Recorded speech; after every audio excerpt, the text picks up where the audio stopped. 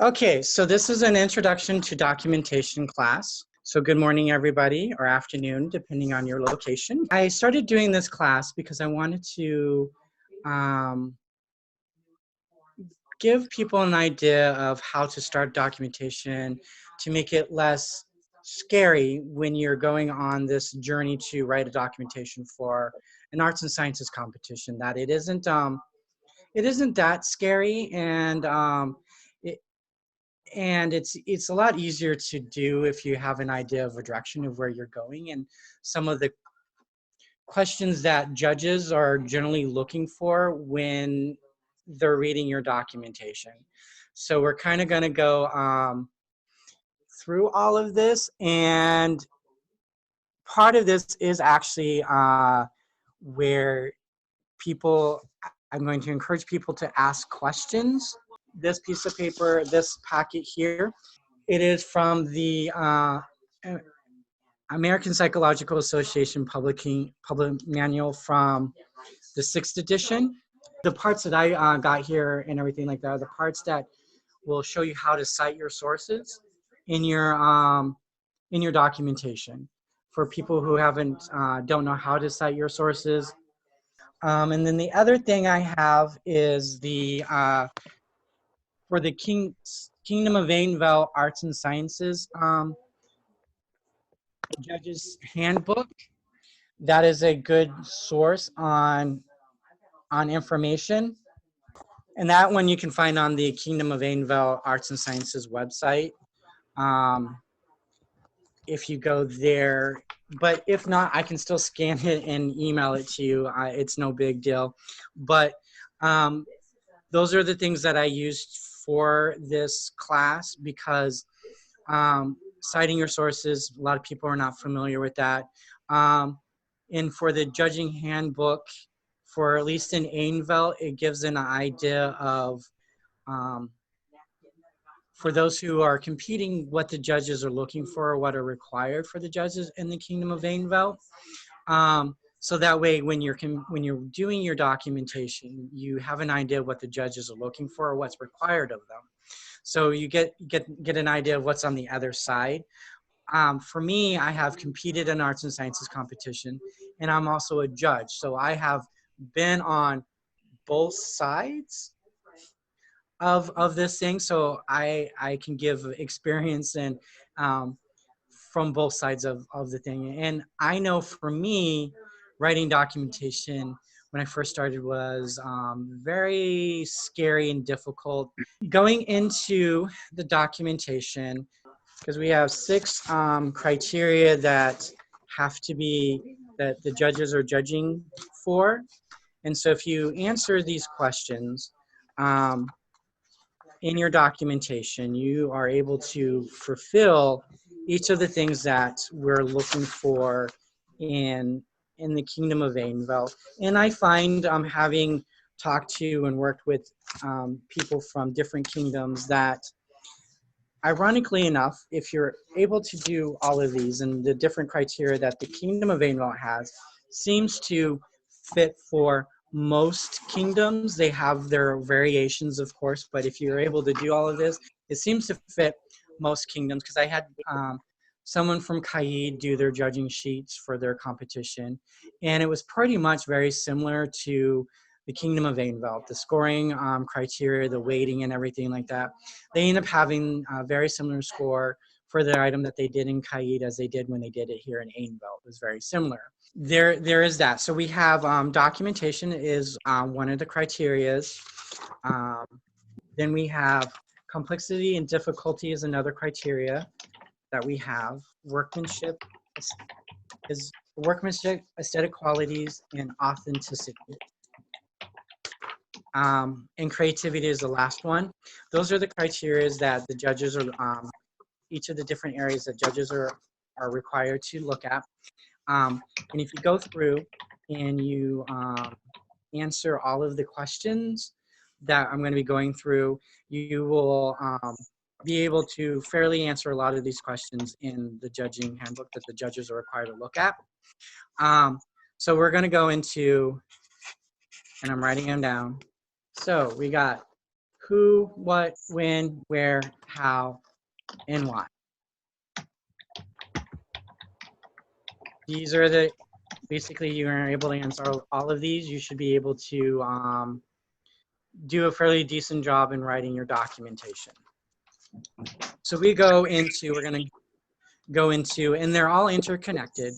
So we'll go into who. So a lot of the judges want to know, like,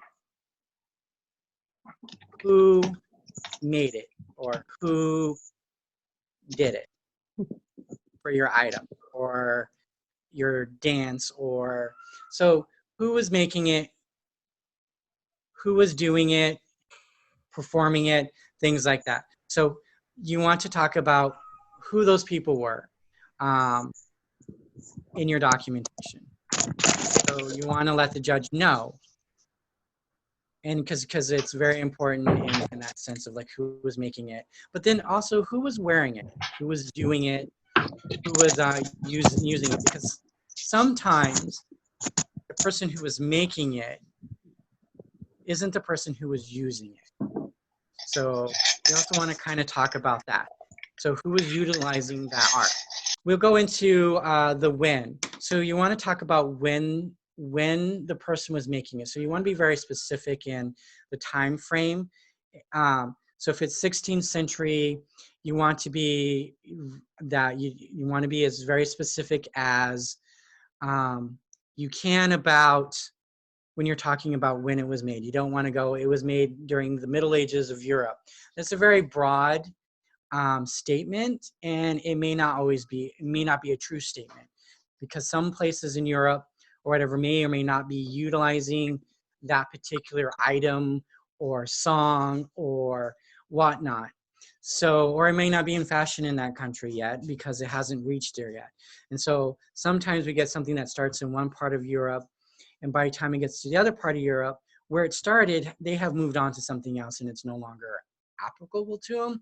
So when you do the blanket statements of it's been in Europe for the Middle Ages, may or may not actually be a true statement.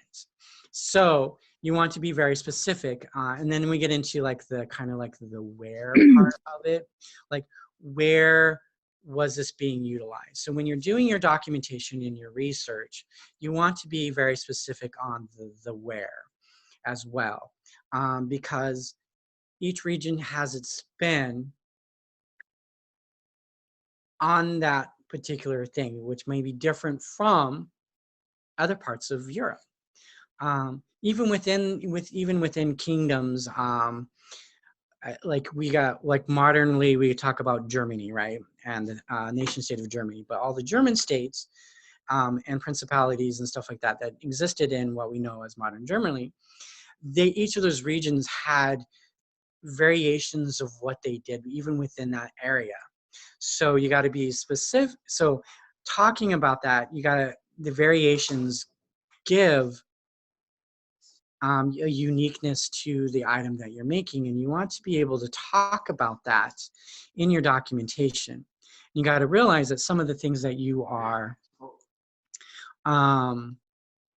referencing to may not be true for all of it. So you want to try to be very specific on the who, and then the what. You also want to be very specific on the what. Like if you're talking about like 16th century Persian coat, you want to be very specific to what it is. So that way your judges know that what you know. Because when you're writing your documentation, the judges are only able to judge based on the information that you provide. So you want to be very as specific and thorough as you can with your documentation with the information that you have available. Because a judge shouldn't be taking the information they may know about an item and filling in the gaps that you left out. So this is where you want to kind of go, be as thorough as possible, because you're educating your judge on what you know. You're going to assume, and this is the best way to do it, is to assume that your judge who is judging your item knows nothing about your item. or the thing that you're performing or anything like that. You want to assume they know nothing. That is the best way to go about writing your documentation, is assuming the person that is reading your information doesn't know anything about the thing that they're seeing in front of them. Even though me as a judge, when I'm going in, I'm generally assigned to things that I am knowledgeable about. But my job isn't to fill in the gaps that have been left out. Mine is to evaluate the information that is there, fulfilling the criteria that I am being asked to judge by, and to see if that information is in your documentation, because there is criteria, and most kingdoms have a criteria that the judges are judging on when you go into your competition. So I need to be reading your information to see if it fits the criteria that I need to be judging you by. And if you're not, then I can't, it's going to make it harder for me as a judge to judge. And some people will start writing the documentation assuming that the person knows something about the item. You don't really want to go about it that way. You want to go about writing your documentation as though your judge knows nothing, because you are trying to educate your judge about what you did, and the knowledge that what you know about the item. So that's really important. Then we get into, so we talked about who was making the item and who was using the item, or who was wearing the item, what the item is. And you want to get very specific into time and place. So that gets into the when and the where. You want to be very specific, because broad statements are not always true for all regions and time, because things change. As much as sometimes we have this image that the Middle Ages, they never changed, but they did. They probably changed a little bit slower than things do now, but things still changed. Culture still changed. Clothing still changed. Technology still changed. Things came in and out of fashion. Things became available because of trade routes became opened up, and things became not available because, well, wars happen and trade routes become not available anymore. And so the items that they had may no longer be available anymore. So things change. And so we want to make sure that your documentation is reflecting the place and time that you're looking at. Then we get into the how. And the how part is kind of like a two-piece thing, because you want to talk about how what you're doing, making, wearing, eating, was done in period in that time and place. How did they do it? To the best of your information, you're going to want to document their processes of how they would have done it, the tools that they would have used to make the thing, or the music that they were using, or the ingredients, the materials. You want to talk about the materials that were used in time and place. So you want to talk about all of that. That's the how, and you want to talk about the historical aspect of it. Then we want to go into, because you want the judge to know that you understood the period process of the item that you're doing. That's very important, because I need to know that you understood that. And because we are a historical recreation reenactment group, and our competitions are to kind of see what your knowledge is in creating a historical piece of item. And so putting that process of a period thing is very important, to let the judge know that you understood how they would have made the item in period to the best of your ability, because sometimes there are gaps in there, and those gaps were deliberately put in for some things because guilds didn't want their competitors to know their secrets, so they deliberately leave information out. But then that gets into the second part of the how process. The second part of the how process is how you made your item. Hopefully when you're making your item is being made as historically accurate as possible. Using the period techniques, using the period tools that if you have available, and the materials and things. So you want to kind of get it as historical as possible as you can. But if you can't, then that's where we kind of go into the why. The why is, why did you deviate from historical practices? And there are legit reasons for deviating from historical practices. You know, like, it's illegal now. The materials are illegal now. They can be extremely expensive, some of the materials, and or they're not available in your area. And then there's also some things, we're reading the ingredients or we're reading the thing and we just can't figure out what they're talking about when they say this item. I mean, there is no, we can't figure it out because they're using a local slang term for it or a trade term that they were using for it. And so we're like, we don't know what they're talking about. So when I was making my item, I did this and I came out with my product at the end that was successful. And so I'm assuming that this gap here that we have, maybe this, because I was able to figure out how to make it work by doing this. So these are the why. So it explains to the judge your process. It explains to the judge why you deviated from a period practice, which still gives the judge an understanding that you understood the period practice. These are your barriers, and these are the things that you went around to try to achieve in the end your product that you did. And so that way you're successful. So that is the why, because some people will do their documentation as why they decided to do the item, which is kind of, it's okay as like the beginning part. I was inspired to do this, but really as a judge, I don't really, that part of why you decided to do a thing is interesting, but it doesn't actually help me do the criteria that I need to judge your item in the competition part of it. It is nice, but it's not required. The why part really goes into why you deviated for a period practice. And then I kind of can go over, so answering all of this stuff kind of gets into the documentation part of, as a judge, is that I need to judge for the criteria, and at least in the Kingdom of Atenveldt competitions. Most kingdoms that I have looked at stuff, they also have a documentation requirement. So if you answer the who, what, when, where, how, and the why part, you're able to fill in the documentation.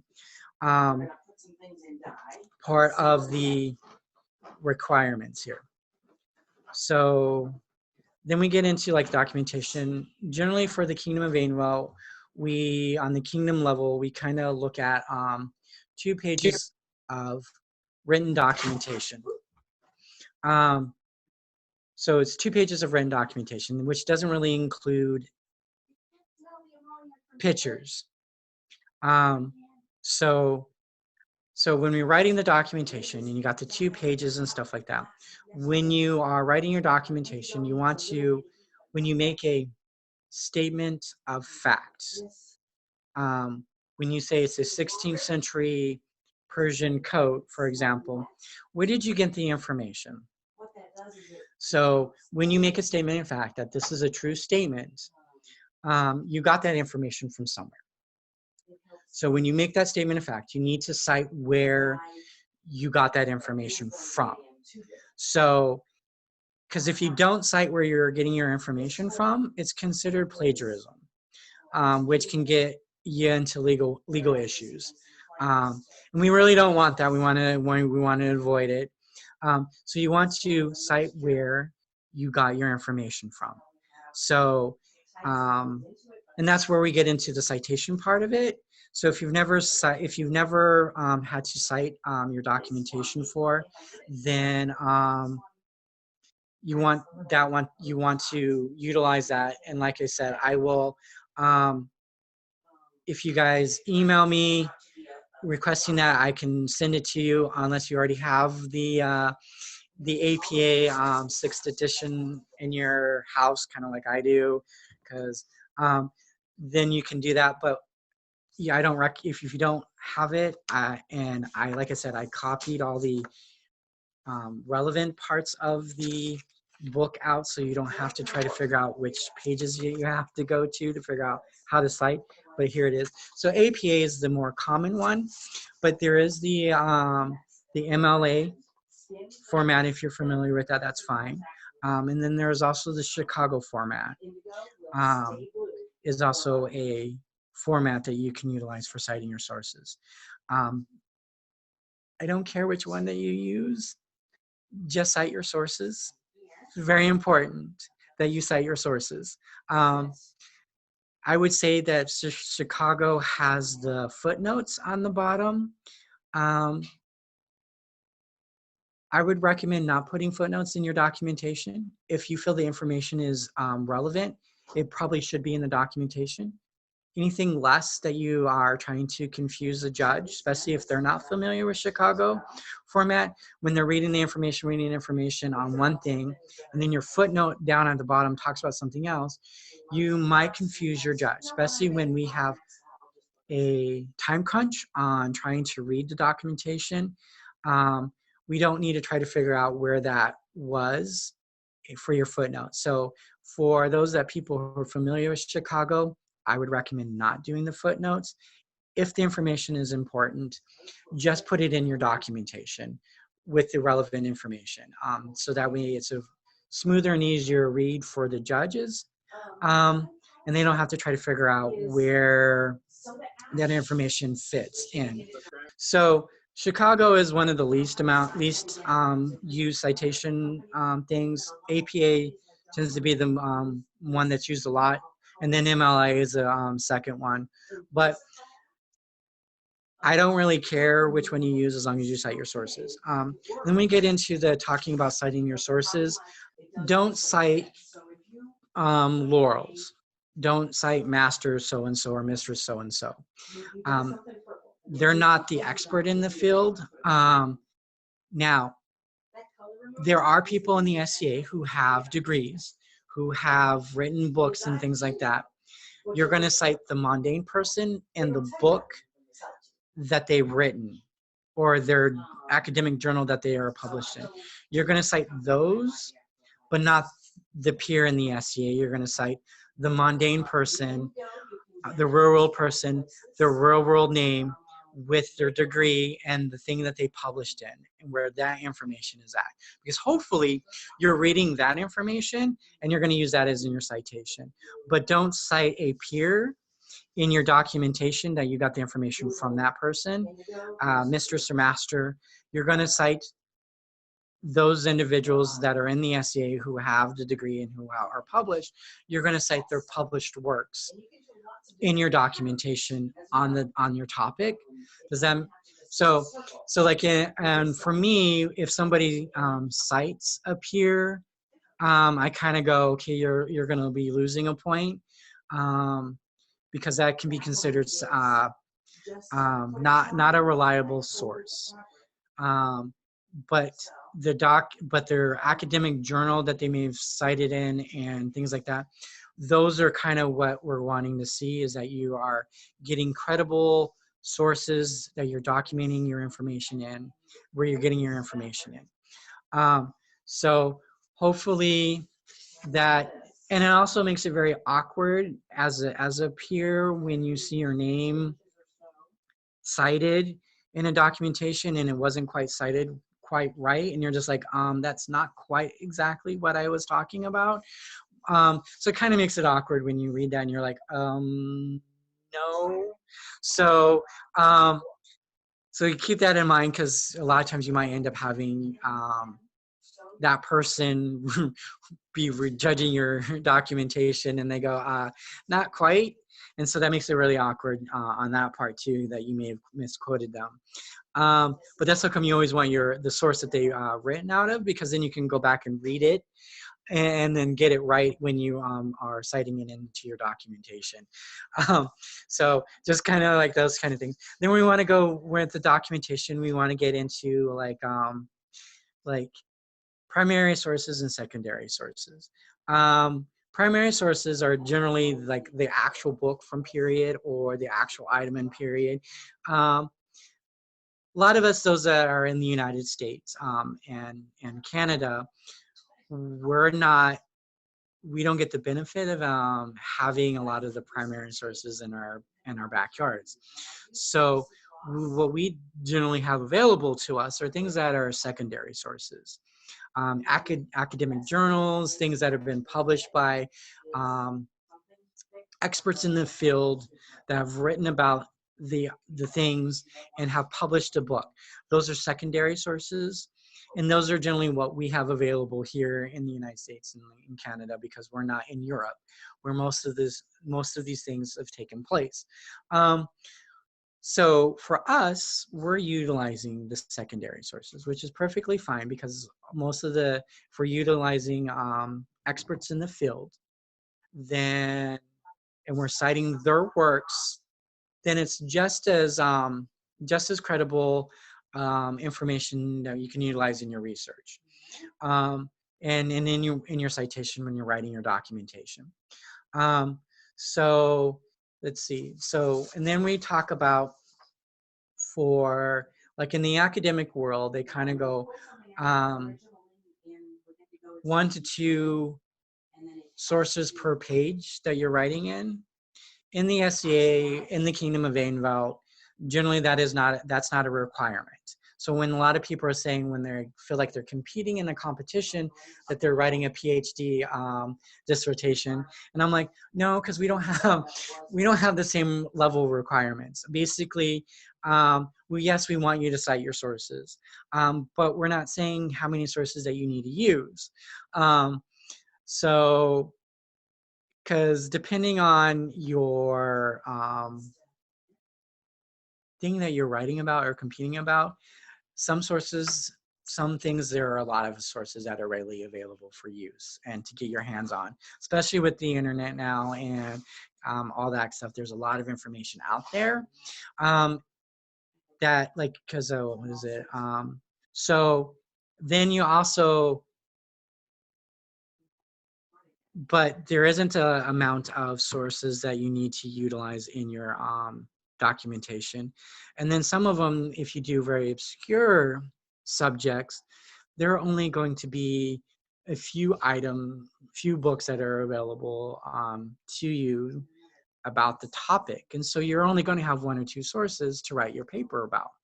So 1 or 2 sources is perfectly fine, because it may be hard to find that information because you happen to go for a very obscure thing, or you happen to do like some Middle Eastern, like one of the things that I've been going into is Middle Eastern medicine, specifically during the Crusader time period.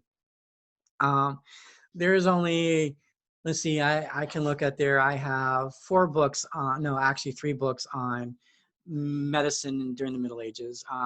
One through the Islamic perspective and one from the European perspective is one. And then the other one was more of a broader topic for all of them. So I only have 3 books on that one that I have found that I can get my hands on so far. I mean, there is more information, but some of them are pricey. But that's what I use that example of a very obscure specific topic to do a research thing for a documentation for a competition, because I can't practice medicine because I don't have that degree, and but for research purposes, I can write about that. But I've only got my hands on like 3 books so far. I'm always looking out for more to add into my library. But that gives you an example of where I would only have 3 books to write from. But if I'm talking about other topics, there's plenty of books. Like if I was going to do a thing about the Byzantine Empire, I have 6 books on the Byzantine Empire, just myself. So there is, so that way when you're citing your sources, which whatever is available to you, you kind of want to make sure they're credible. And credible means that they are knowledgeable experts in the field. A lot of them, and these books are published by universities or museums. Those are academic journals that are also published by universities and things like that. Those are what gives a lot of credibility, or they have a degree in that field of understanding. So those are credible sources.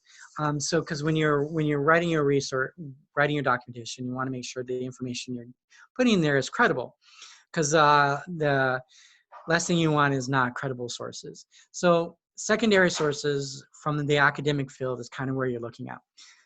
Tertiary sources, and then on beyond that, you get into the point of the information is very general and broad and less accurate. And so you kind of want to veer away from those type of sources. Then we get into talking about Wikipedia. So generally Wikipedia is not, you don't want to cite Wikipedia because yes, there are lots of accurate information inside an article, but you may happen to be citing a particular thing that isn't actually accurate, and so you get so that's the one thing about Wikipedia, is that we're not always sure about which parts of it is accurate and which part of it is. So you kind of don't want to cite Wikipedia. But one of the things that I would say, if you're having a hard time on a topic of where to go for how to start your research on a topic, you can, if you find it under Wikipedia, so the reference section on the bottom may be a good place to open up the rabbit hole to dive into the rabbit hole, because they have references that some of them are really good references and a very good starting point for research. So if you don't know where to start, put in the term that you're looking for, see if Wikipedia has a page, go to the reference part and start looking at the references that are cited there, and start going down that rabbit hole and having a good chunk of your life in reading and looking at all those references. Because one of the things that will help in your research and writing your documentation is utilizing terms, the appropriate terms. Because some of the things that we use in the SCA may not be historically or culturally appropriate terms, or even things that they're using in the academic world. And so it makes it harder for research. But if you find one thing that gets you in there, and then you end up finding more terms for the thing that you're looking for, that can open up worlds of information and worlds of resources that will be available for you, because now you have the right names that are being used. And so when you're doing your search things, you can put in those instead, and you can get the right information, which helps with your research. So then we're going back into the documentation, and we're getting back into like the how and the why part. So when you're getting ready to do your thing for a competition, you should do your research first. Learn the information, figure it out for the historical part of how it was done in the period process. You get into your documentation and you want to start documenting, but you want to be able to write down, you want to do your research first. And so that's where getting into your credible sources and all of that kind of stuff, because you want to know how it was done in period. And before you make your item and you make your final item, you want to experiment with trying to do it in a period manner. And it is okay to make mistakes and fail because you're trying to figure out how to make it work based on the information that you were able to figure out from a period thing. So So you want to give yourself time before your competition. So I would always recommend people to start the process at least 6 months before your competition happens.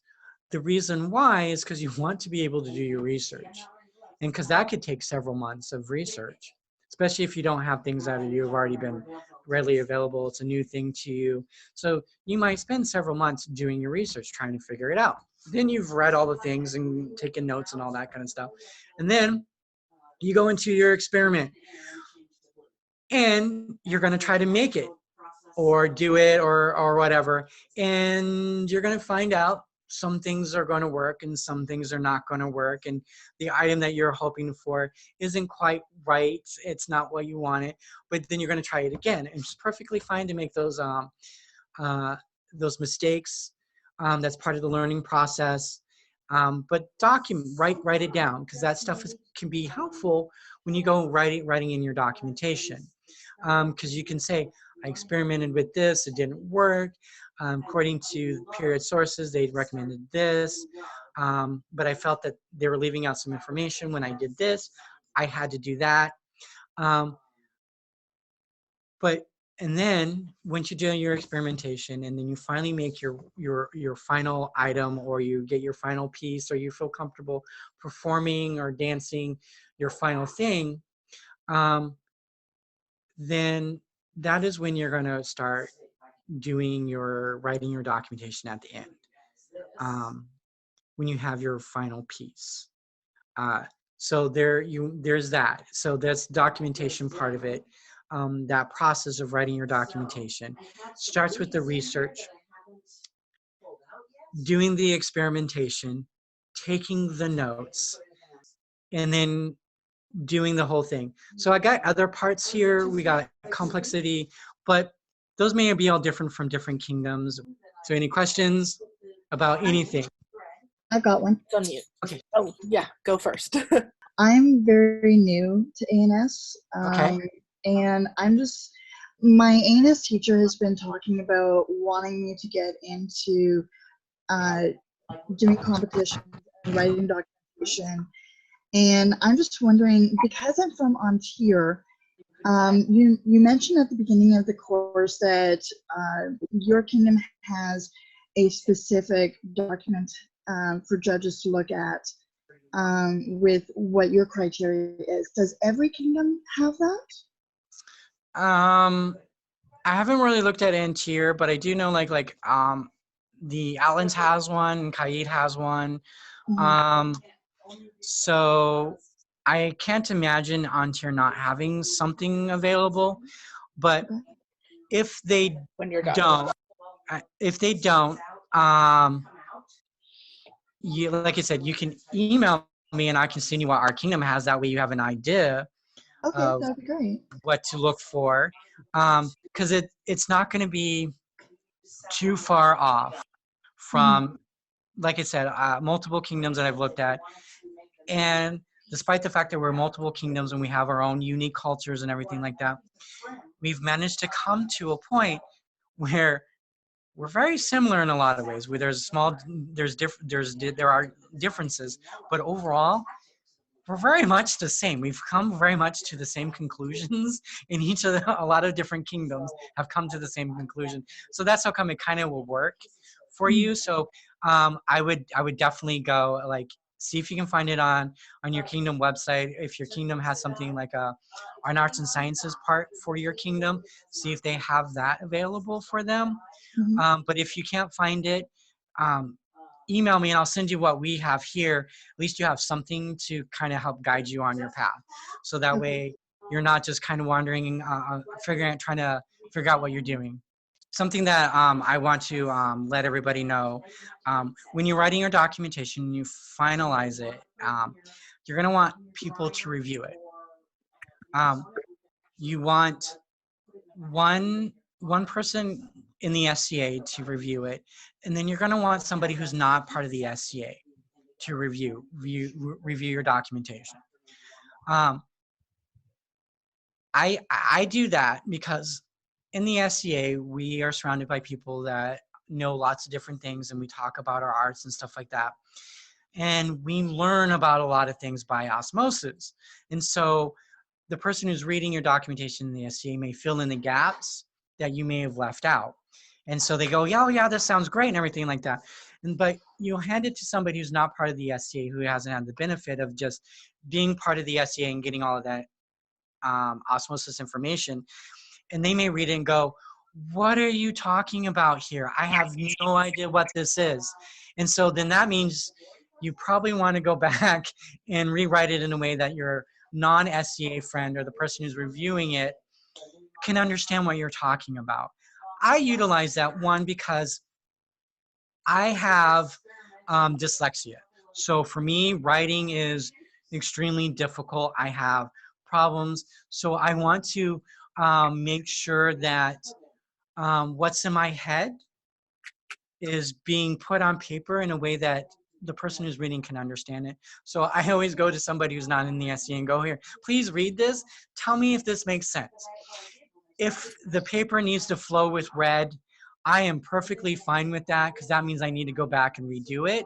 But I want to, at the end of the day, I want to make sure that the person who's not in the SCA can read the thing that I'm writing about, and they understand at the end of it what I'm trying to get them to do. And basically, if they take my documentation, they're kind of being able to recreate or redo what I was doing at the end of the day. That's kind of the goal that I'm hoping for. So those are the things that I utilize to help me when I'm writing my documentation. So when I compete, my judges are not going, what is he talking about? Because I have this additional hurdle that I have to overcome when I compete in competitions. And so those are the things that I utilize to help me overcome that. So I'm like, here, the world, if you use that and if it helps me get good scores in my competition, then it should, hopefully it will help you guys get good scores in your documentation when having somebody else look at your stuff. So you're having two different people look at your stuff. So that way, when you have your final document, when you're ready to go, it's been reviewed by multiple people. And you've rewritten it multiple times and you're ready to go. And so your judges look at it and go, ah, I understand exactly what you're talking about, because generally speaking, the non-Scadian will be going, what are you talking about? And you want to put it in a format that they understand. So I find my non-Scadian friends are very helpful. And I don't keep going back to the same non-Scadian friend, because eventually they're going to start learning stuff, and that's defeating the purpose of utilizing them. So I go off and use different people, so that way the information isn't, they're not able to fill in the gaps, because that's what we want to do. Just because I'm thinking in my head, I may not write it down in my documentation, but it was information that they needed. Do we have any more questions? So to touch on that, sometimes there are certain A&S events that will have specific criteria that will be published in advance.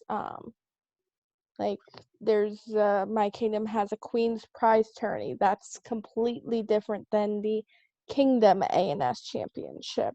So there are some events that have certain criteria that they will publish and let you know what it is in advance, or they might just say, oh, there's not really criteria, do it how you feel. So there are those. So generally, like, this class is kind of like, you can say it is like generic enough that it can fit most arts and sciences competitions for generally most places. Because like when I see those things that have specific criteria they're looking for there, it's kind of like a little extra that they want into on top of the general documentation. So, but yeah, if you have something that's very specific, you kind of want to know what that criteria is.